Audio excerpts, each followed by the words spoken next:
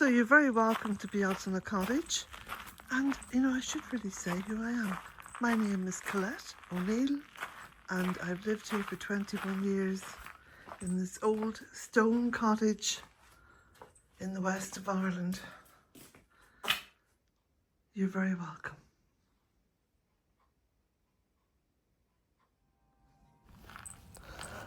Well, I put a new blog up on my website today, and I've been thinking about this for the past few days because I've had a fair few visitors here at Bealtaine Cottage, and most of them from the United States.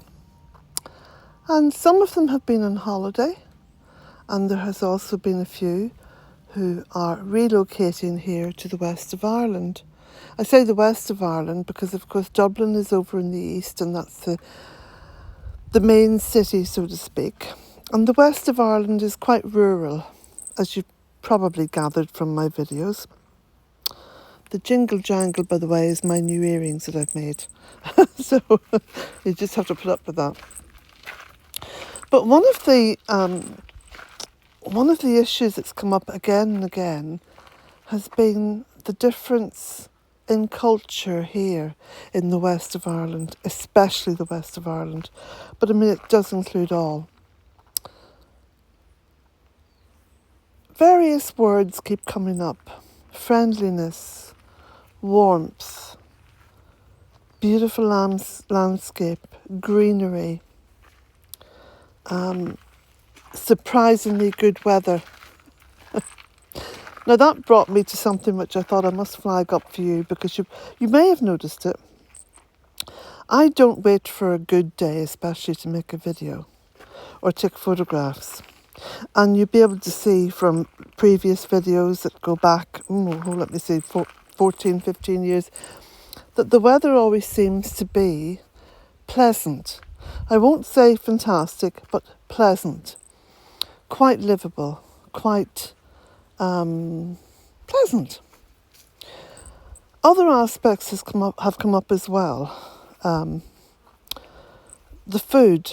Food seems to have been a big factor in what people have been talking about. The quality of the food, the fact that so much is organic, the different tastes, the portion size, the way people are served. Something else has well come up, and I've just got to quickly say it before I forget. People have been, hiring cars, and then, going to a gas station, I suppose you'd call it. Here we'd call it a petrol station. Going to a gas station and going into the shop by the gas station to pay for the fuel before they put it into the car. And of course, we don't do that here. You simply roll up, fill your car, and then you go in and pay. So there's been so many different aspects of the culture here, which I've just taken for granted, but talking with people, it's been sort of flagged up to me, and I thought, oh, yeah, that must be quite a surprise to people.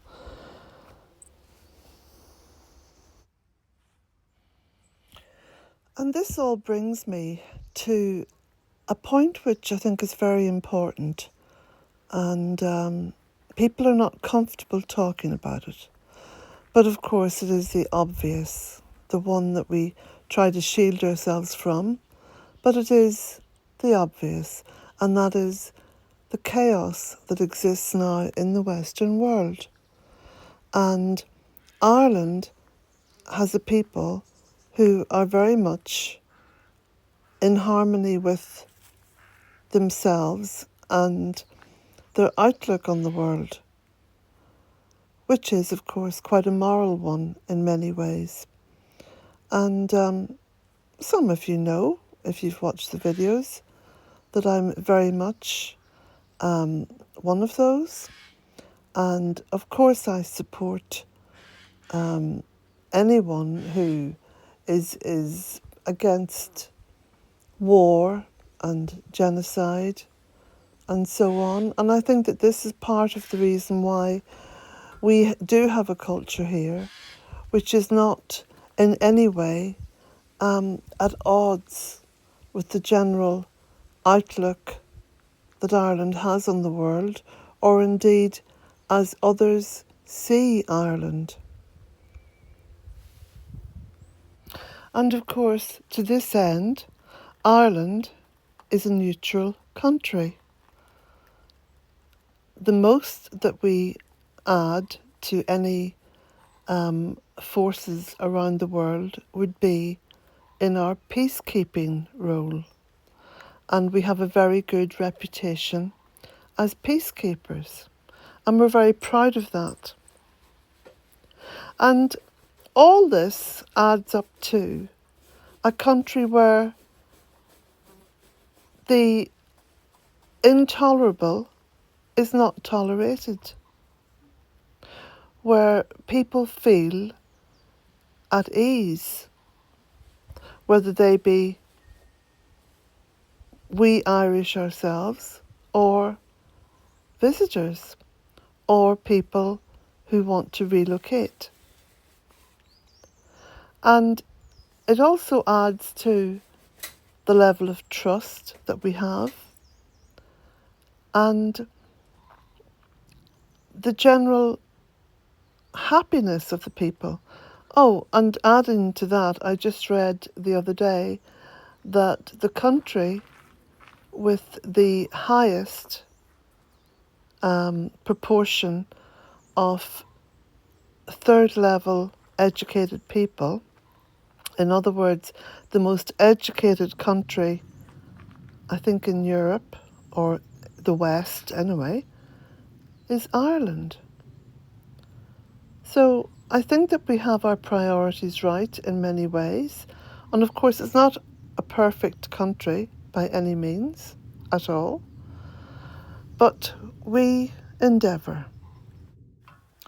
We also have a system of governance here which is not the first past the post democracy of other countries, which I don't think is very democratic anyway, personally speaking. We have proportional representation, which means everybody is represented. And sometimes it can lead to a hung government and whatever, but it does allow many, many parties to exist. And funding of parties is not necessary in order for you to seek election. I mean, you can be an independent and seek election. Everyone's entitled to seek election if that's what they want to do. So, we also have a pretty good welfare system because, of course, not spending money on armies and engaging in wars or invasions or trying to control other countries allows us to be able to control our own in the way that we want to control it. Now, again, I'm not saying everything's perfect, so there's no need for you to jump in and say, oh yeah, but what about? I'm just speaking generally. And for example, and here's a real example, I bought my cottage and land. I am not now taxed out of it. In other words, what my payment is per year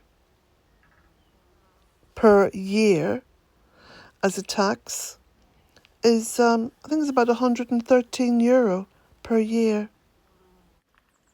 So in other words, I'm not penalised in any shape or form for actually living in my own land, for living here in Ireland. And that is because we, the people, deem it so. In the same way as we didn't allow for the privatisation of water. We fought that, and we also didn't allow fracking. We fought that also. So, yeah, a few little things about Ireland which you might find useful.